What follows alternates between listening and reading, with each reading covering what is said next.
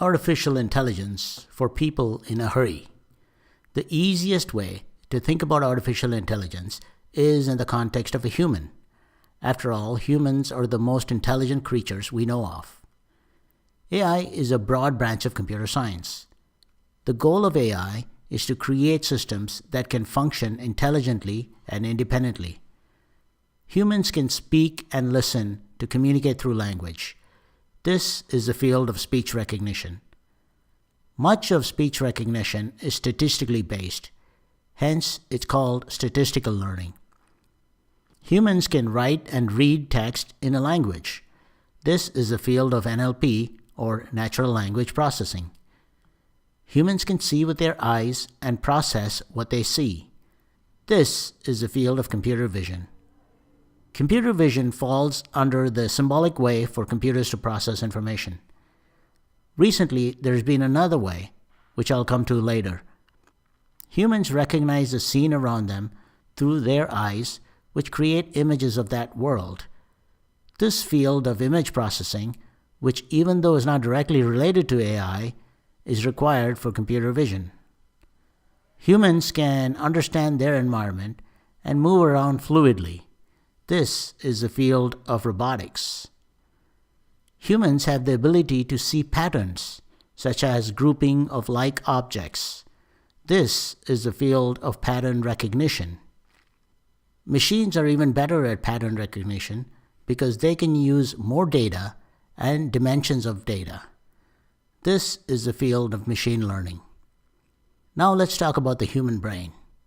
The human brain is a network of neurons, and we use these to learn things. If we can replicate the structure and the function of the human brain, we might be able to get cognitive capabilities in machines. This is the field of neural networks. If these networks are more complex and deeper, and we use those to learn complex things, that is the field of deep learning. There are different types of deep learning in machines, which are essentially different techniques to replicate what the human brain does.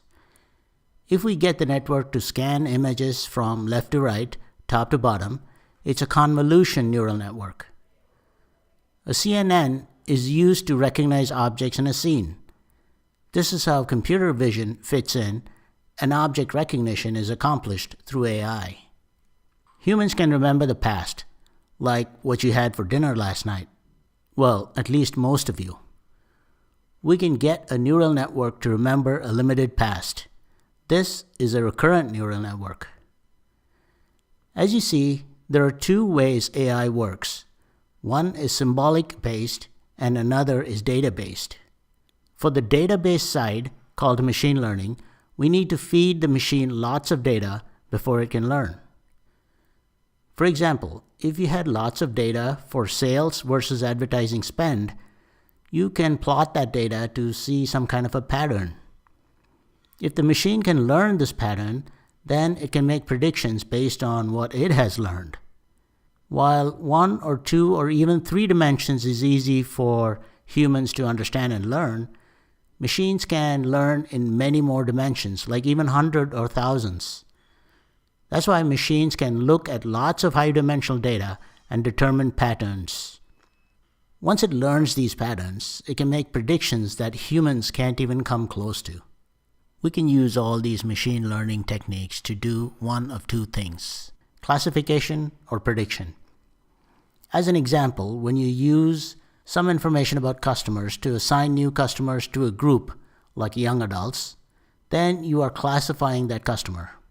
If you use data to predict if they're likely to defect to a competitor, then you're making a prediction. There's another way to think about learning algorithms used for AI. If you train an algorithm with data that also contains the answer, then it's called supervised learning.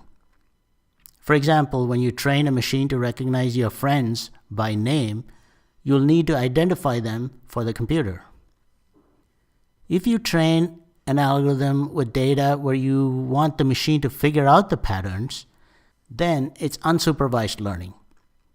For example, you might want to feed the data about celestial objects in the universe and expect the machine to come up with patterns in that data by itself. If you give any algorithm a goal and expect the machine, through trial and error, to achieve that goal, then it's called reinforcement learning. A robot's attempt to climb over the wall until it succeeds is an example of that. So there you go. Thanks for watching, and if you like my videos, please subscribe.